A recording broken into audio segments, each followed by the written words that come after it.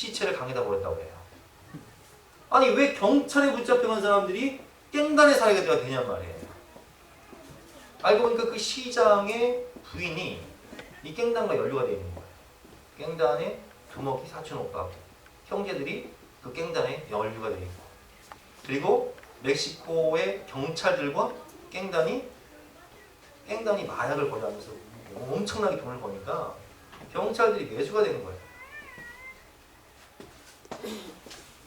자기의 탐욕을 위해서라면, 자기의 욕심을 위해서라면 경찰이든 깽단이든 상관없이 하나가 되는 거예요. 사람을 죽이는 거예요. 학살하는 거예요. 그럼 지난주 우리나라에서 어떤 사건이 있었습니까? 수원 야산에서 토막 시체가 발견됐어요. 그 토막 시체를 보니까 몸 안에 장기가 없어요. 그래서 많은 사람들이 추측하기를 뭐라고 추측하냐?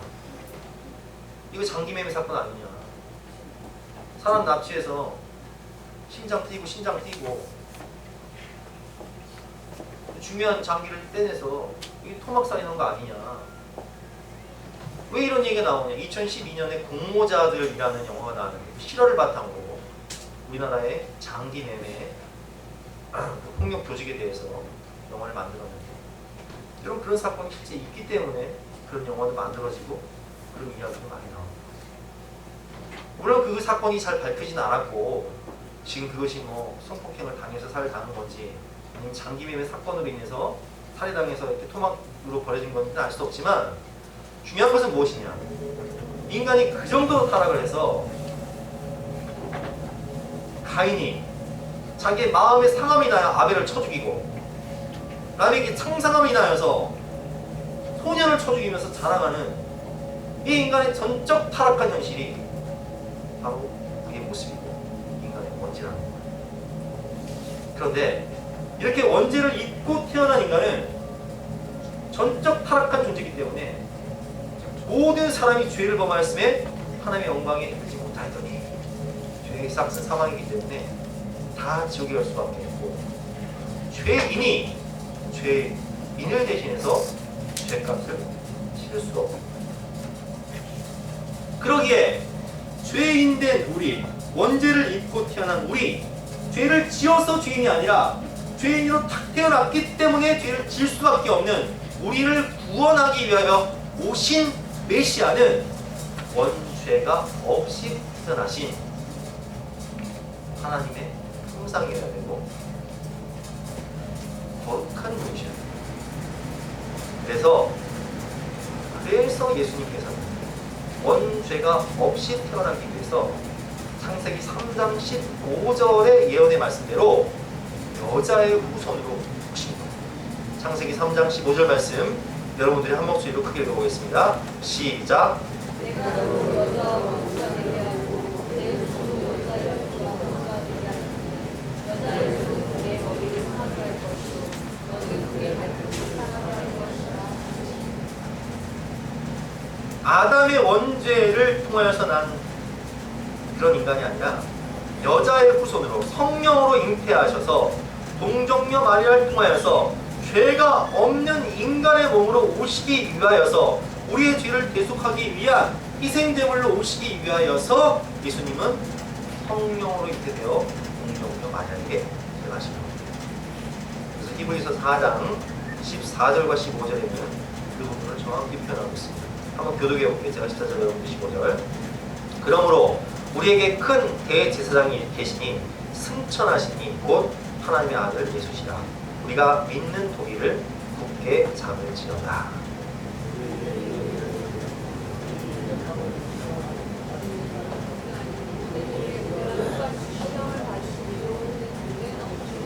예수님 우리가 똑같이 시험을 받으셨습니다. 가난하셨고 육신의 고통도 당하셨고 개신도 당하셨고 40일 금식도 하셨고, 그러나 우리가 다른 것이 있다면 죄는 없으십니다. 그분은 성령으로 잉태되어 동정녀 마리아에게 나셔서 죄가 없는 100% 하나님으로 또 100% 인간으로 오셔서 십자가를 감당하실 때 인간이 느낄 수 있는 최고의 고통과 최대의 수치와 최고의 고독을 경험하실 뿐만 아니라 죄가 없는 희생 제물로 인간의 죄를 감당하시고 이사야 53장 말씀처럼 우리의 죄를 짊어지시고 감당하시고 죄까지 치르심으로 우리의 죄를 속량하십니다. 그뿐만 아니라 예수님은 성령으로 잉태되었을 뿐만 아니라 성령으로 세례를 받으시고 성령과 연합하셔서 타협하시고 성령의 감동하심을 따라 십자가를 지시고 모든 생애가 성령으로 시작해서 성령으로 마치셨다는 겁니다. 성령으로 잉태된 예수님은 성령으로 세례를 받으셨습니다. 마태복음 3장 16절과 17절 말씀이죠. 예수께서 세례를 받으시고 곧 불에서 올라오실새 하늘이 열리고 하나님의 성령이 비둘기같이 내려 자기 위에 임하심을 보시더니 세례를 받으시는데 하늘이 열리고 하나님의 성령이 비둘기같이 내려오면서 하나님의 음성이 들리는 거예요. 17절 말씀이죠.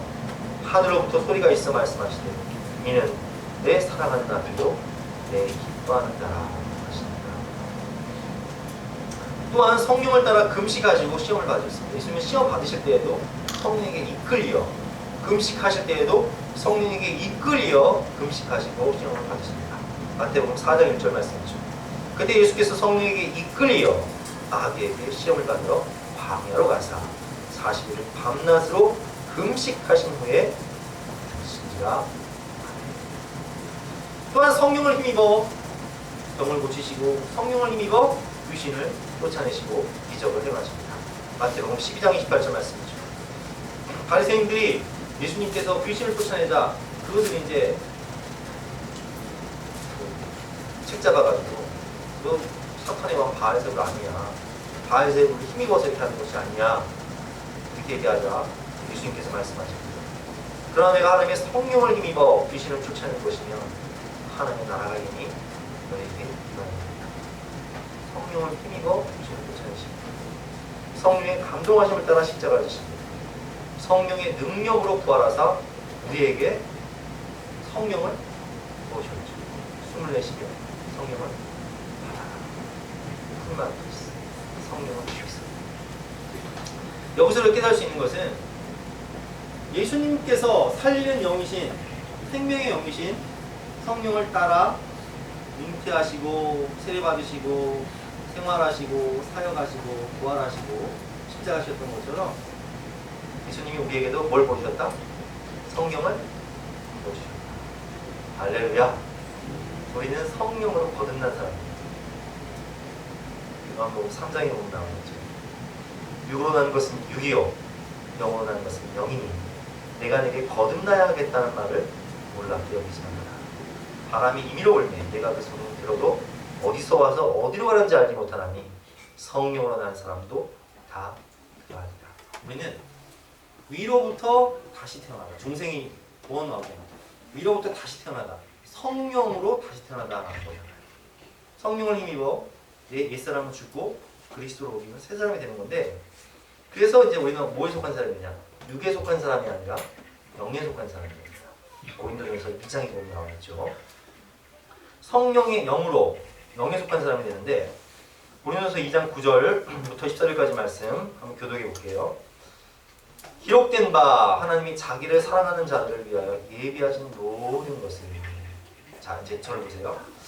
하나님이 자기를 사랑하는 자들을 위하여 예비하신 예수님의 동정녀 탄생, 성령의 잉태, 예수님의 기적, 무리를 걸으신 것, 오병이어의 기적, 귀신을 쫓아내신 것, 이런 사역, 예수님의 십자가의 죽음, 또 예수님의 부활, 예수님의 다시 오심, 우리를 위하여 예비하신 이 모든 것은 세상 사람들이 아무리 박사학위를 가지고 석사학위를 가지고 많이 배운 사람일지라도 귀로 듣는다고 알겠습니까? 배운다고 알겠습니까? 눈으로 본다고 보여지겠습니까? 이게 안 보여지는 거예요.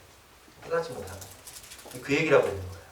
기록된 바 하나님이 자기를 사랑하는 자들을 위하여 예비하신 모든 것은 눈으로 보지 못하고 귀로 듣지 못하고 사람의 마음으로 생각하지도 못하였다 함과 같으니라. 10절 시작. 오직 하나님의 성령으로 이것을 우리에게 보이셨으니 성령은 모든 것 곧 하나님의 된 것과 깨달으시니라. 아멘. 근데 성령을 받으면 이게 열려요. 이게. 영의 눈이 열려서 이게 믿어져요. 아, 그렇지. 예수님은 당연히 성령으로 잉태되실 수밖에 없고, 예수님은 부활하신 것이 맞고, 어떤 이 믿음 좋은 의사에게 어떤 사람이 와서 이렇게 묻는 거예요. 아이, 의사 양반, 당신 믿음이 좋다는데 한번 생각해 보시오. 아기가 남자랑 여자랑 만나서, 정자와 남자가 만나서 나는 게 맞지, 이게 성령으로 잉태되는 게 말이 됩니까? 안 됩니까? 믿음 좋은 의사가 이렇게 대답합니다. 말이 안 되죠. 말이 안 됩니다. 그러나 그 사람이 무리를 걷고 오병이어의 기적을 행하고 죽은 자를 살리고 자신도 죽은 지 3일 만에 부활했다면, 바로 그런 사람이라면 당연히 성령으로 잉태된 완전한 하나님이시지 않겠습니까? 아멘. 그렇지 않습니까? 이게 사람의 생각으로는 생각할 수조차 없는 거예요. 그러나 성령을 받으면 모든 것, 곧 하나님의 깊은 것이라도 통달하게 되는 거예요. 11절 말씀이죠.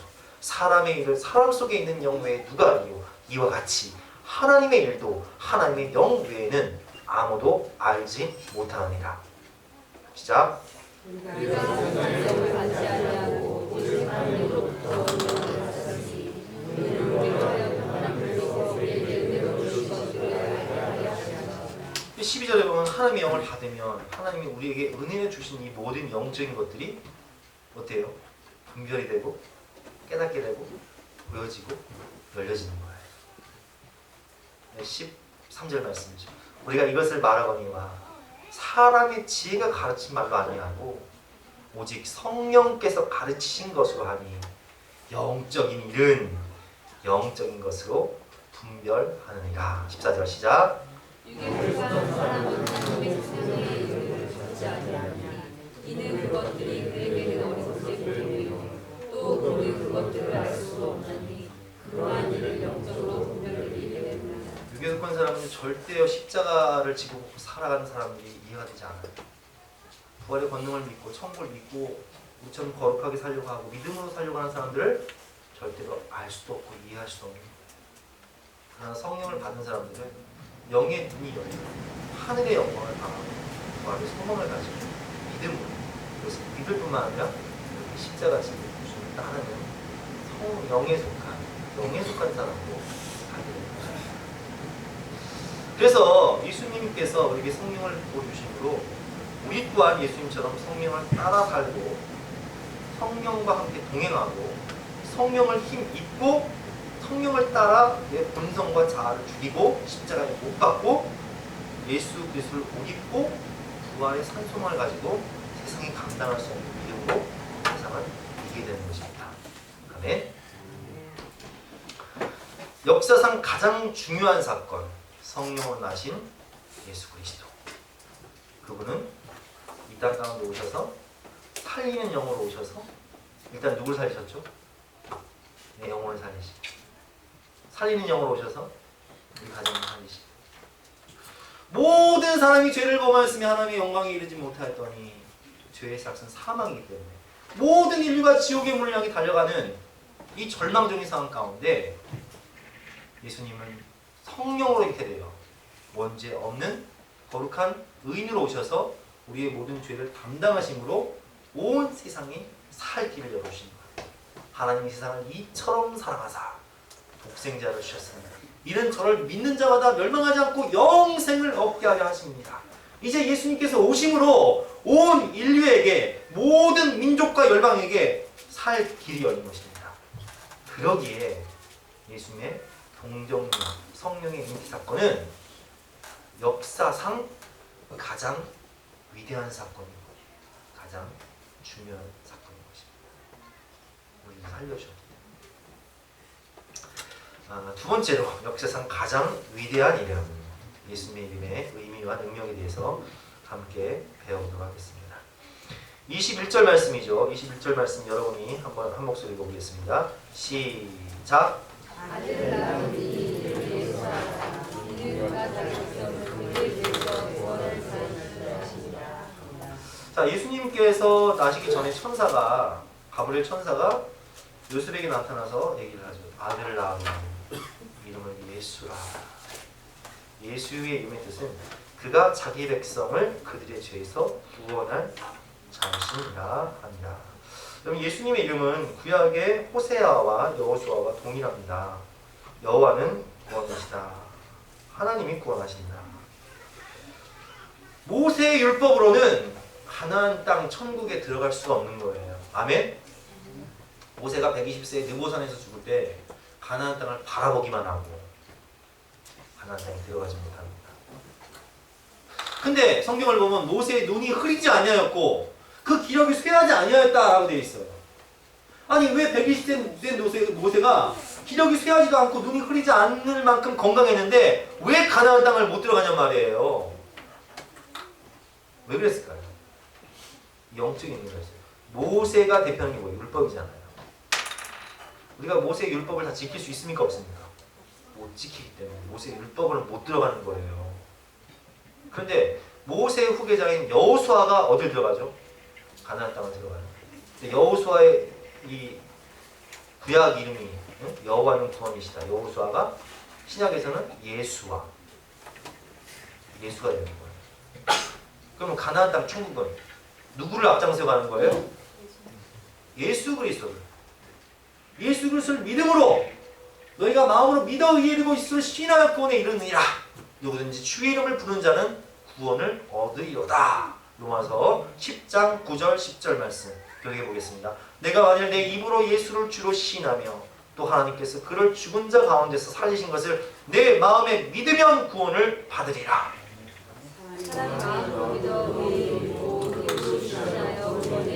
13절 시작. 누구든지 주의 이름을 부르는 자는 구원을 받으리라. 아멘. 누구든지 주의 이름을 부르는 자는 구원을 받으리라. 마음으로 믿어 이르고 입술로 시인하여 구원을 얻는 것입니다. 우리가 천국에 들어갈 할 근거가 무엇입니까? 천국문 앞에서 하나님의 심판대 앞에서 하나님께서 물으세요. 우리에게 내가 너를 이 천국 문에 들여보내야 될 이유가 무엇이냐라고 물으신단 말이에요.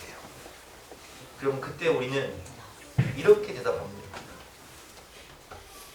나는 죄인이고 나는 허물이 많지만 나는 예수님을 믿기 때문에 만세반석 열리니 내가 들어갑니다. 창의 허리 상하신 물과 피를 흘리신 그 주님의 보혈의 공로가 내게 효험되어서 내가 만세반석 열린 천국 문에 들어갈 수가 있는 것입니다. 누구든지 주의 이름을 부르는 자는 구원을 얻게 되는 것입니다. 그러기에 우리는 이 예수님의 이름을 찬양하는 거예요. 우리 함께 힘차게 찬양하도록 하겠습니다.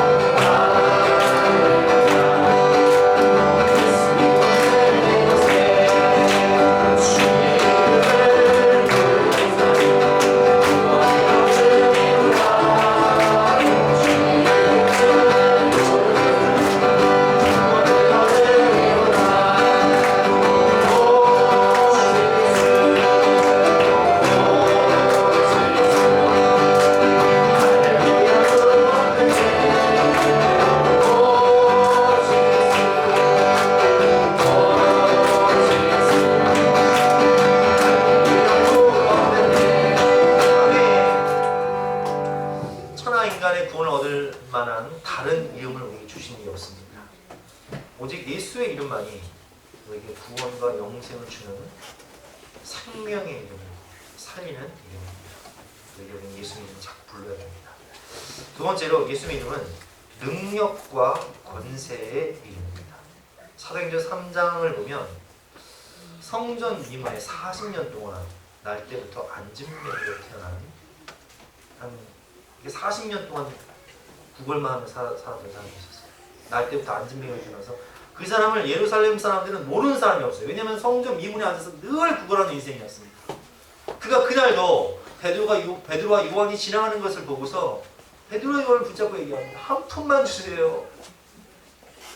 나 밥 사 먹게 한 푼만 주세요. 배고파, 추워요. 구걸하는 인생이었어요. 신세진 인생, 민폐 인생. 근데 베드로와 요한이 그에게 믿음이 있음을 보고 이렇게 얘기합니다. 내게 은과 금은 없거니와 내게 있는 것으로 내게 주노니 나사렛 예수 이름으로 일어나 걸어라. 예수 그리스도의 이름으로 일어나 걸어라. 그러니까 날 때부터 안진뱅이였던 다리에 힘이 솟아. 그가 일어나 걷기도 하고 뛰기도 하고 뛰면서 기뻐 찬양을 합니다. 하나님께 영광을 돌리는 거예요. 사람들이 와서 놀라면서 얘기하죠. 아니 저 성전 미문에 40년 동안 앉아있던 저 사람은 우리가 분명히 40년 동안 보지 않았느냐. 날 때부터 안진뱅이였는데 어떻게 일어난 거지?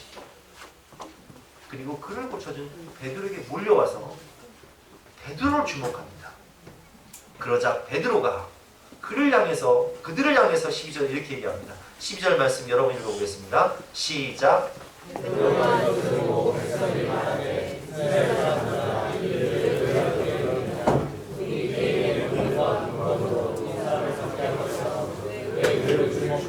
사람들아 왜 나를 주목하느냐? 내 개인의 경건과 권능으로 이 사람을 낫게 한 것이 아니다. 나를 주목하지 말아라. 그럼 이 사람을 낫게 한 것은 무엇이냐? 16절 말씀 함께 읽어보겠습니다. 그 이름을 믿음으로 그 이름이 너희가 보고 아는 이 사람을 성하게 하였나니 예수로 말미암아 난 믿음이 너희 모든 사람 앞에서 이같이 낫게 하였느니라. 아멘. 예수 그리스도 이름은 권세가 있습니다.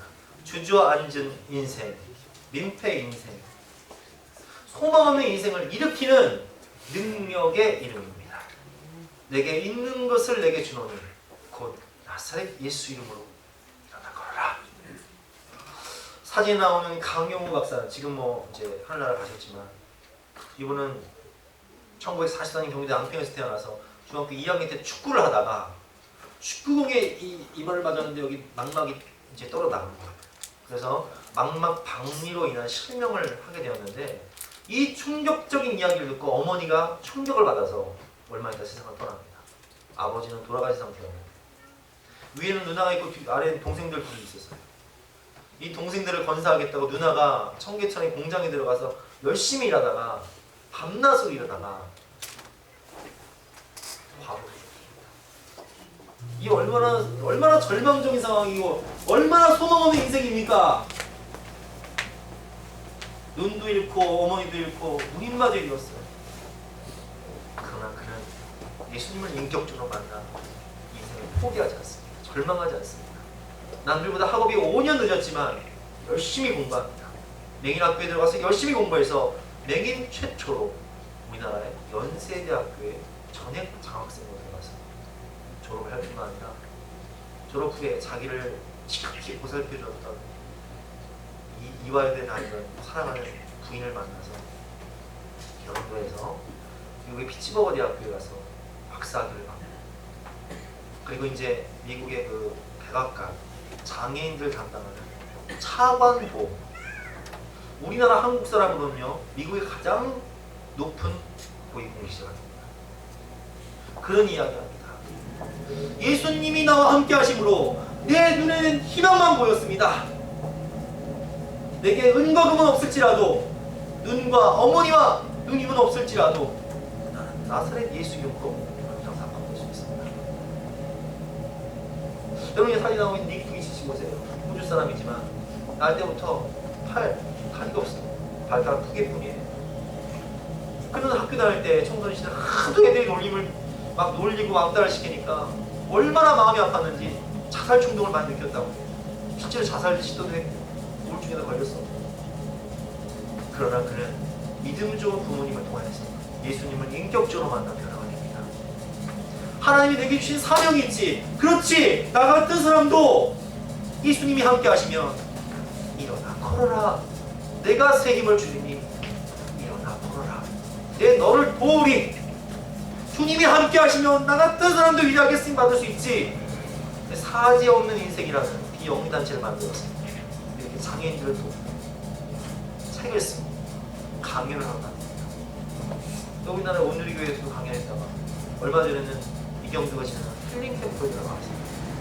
얼마나 많은 사람들에게 소망을 주고 있습니다. 여러분, 우리 정신적으로 혹은 경제적으로 건강에 약해 주저앉아 있는 인생들에게 주님은 능력의 이름으로 오셔서 말씀하십니다. 그 은과 금은 내게 없을지라도 내게 있는 것으로 내게 주노니 곧 나사렛 예수 이름으로 일어나 걸어라. 일어나 뛰어라. 일어나 나가라. 예수 이름으로 일어나라. 내가 너를 크게 사랑하리라. 내가 너를 통해 영광 받으리라 라고 말씀하고 계신 것입니다. 너는 예수의 능력 이름을 붙잡고 일어나십시오. 주십시오. 나가십시오.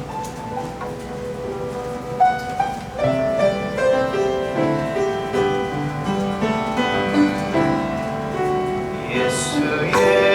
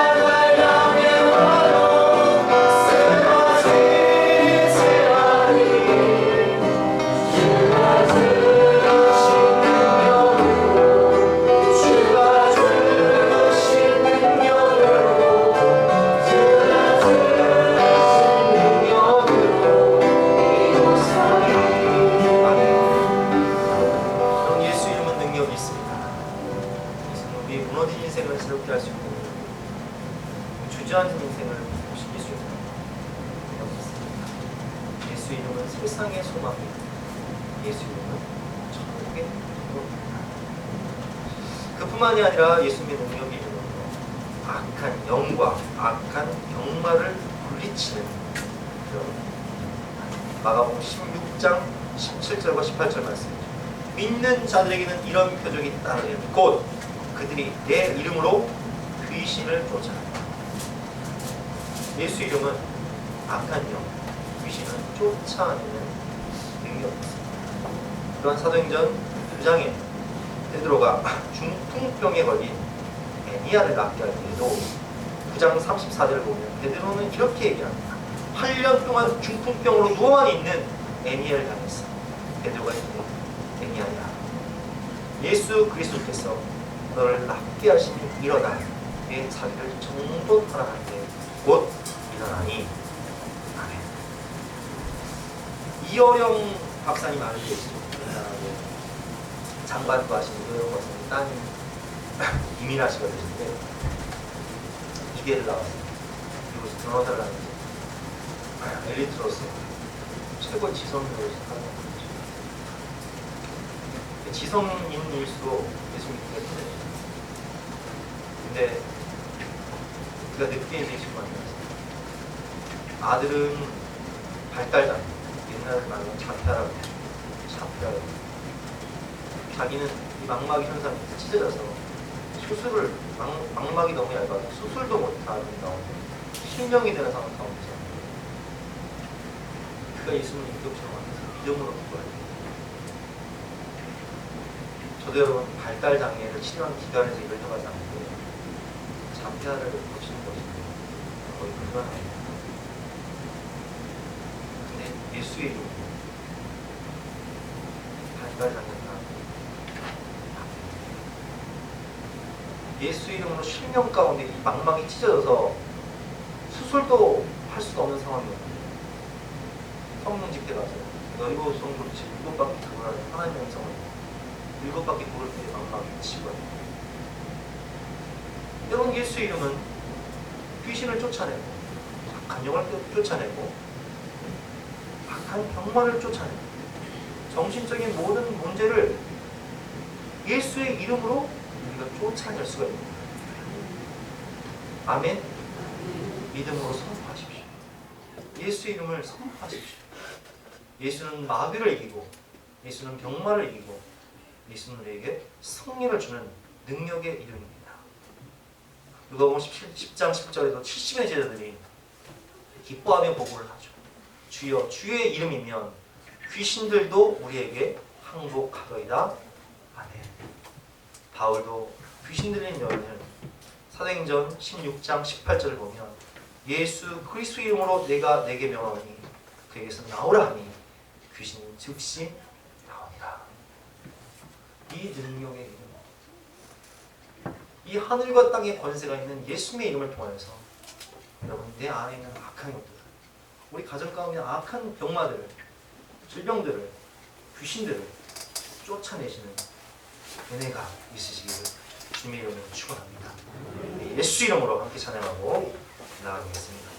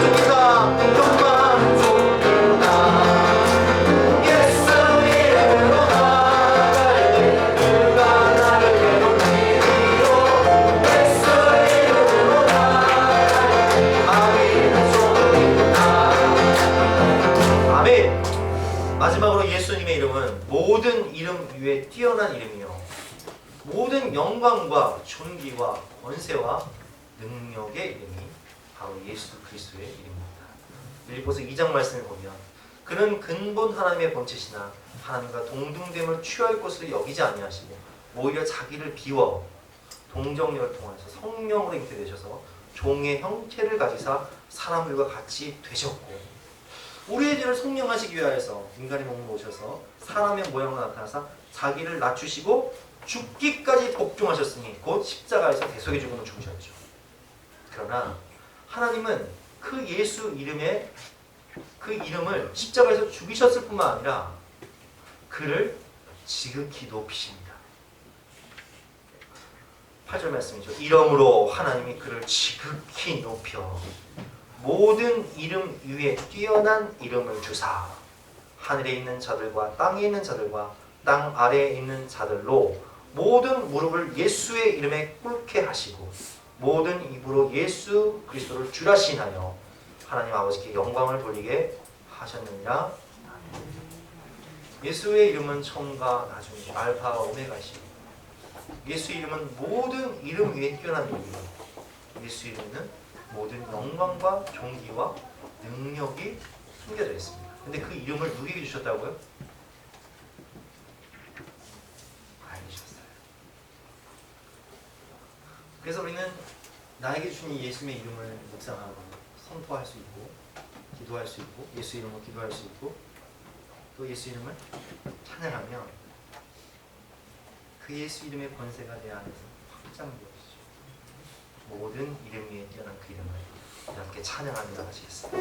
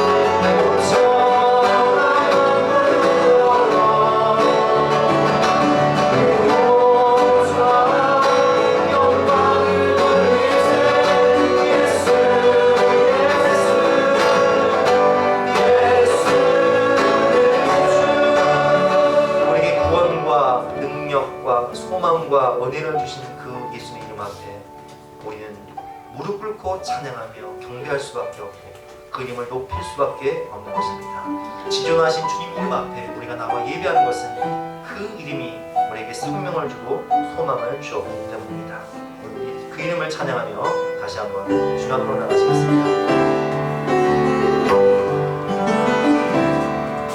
지존하신 주님 이름 앞에 모든 무릎 꿇고 다 경배해 거룩하신 주님 보좌 앞에 엎드려 절하세. 예수의 그리스도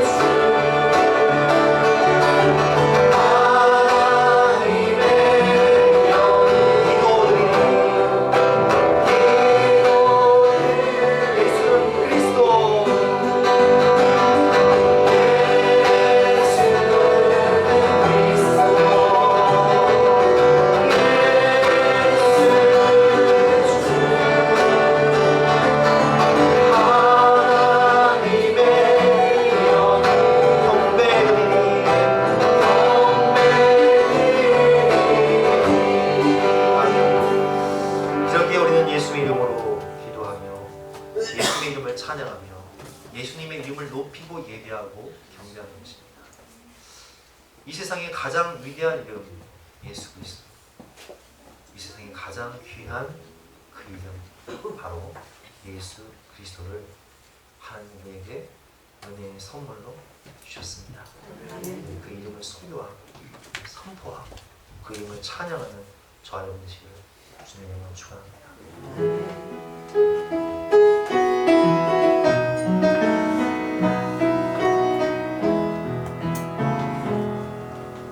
예수 가장 귀한 이름 예수 언제나 기도드리사 오 예수 나의 손 잡아주신 가장 귀한 이름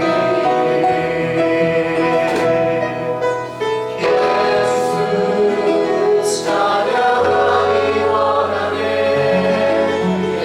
예수 처음과 나중 되시는 오 예수 날 위해 고통 당하신 가장 귀한 이름 예수 왕의 왕이 되신 주 예수 당신의 끝없는 사랑 오 예수 목소리 높여 찬양해 가장 귀한 예수 왕이 되신 주 예수 왕의 왕이 되신 주 예수 당신의 끝없는 사랑 오 예수 목소리 높여 찬양해 가장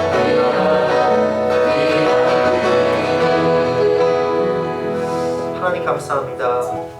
이처럼 우리에게 예수님의 이름을 주시고 우리가 그 이름을 불러 구원을 받고 영생을 얻고 그 이름의 능력을 힘입어 일어나 걸을 수 있도록 인생의 소망을 주시고 그 이름을 힘입어 악한 영과 병마를 내쫓고 그 이름 앞에 무릎 꿇고 예배하며 그 이름으로 기도할 수 있는 특권과 은혜를 주시니 감사합니다. 그 이름을 소유할 뿐만 아니라 그 이름의 권세와 능력을 사용해서 우리 인생을 변화시키고 우리 가정을 구원하고 세상을 살리는 주님의 참된 제자요 주님의 거룩한 일꾼이 될 수 있도록 역사하여 주시옵소서. 감사드리며 거룩하신 예수 그리스도 이름으로 기도드렸사옵나이다. 아멘.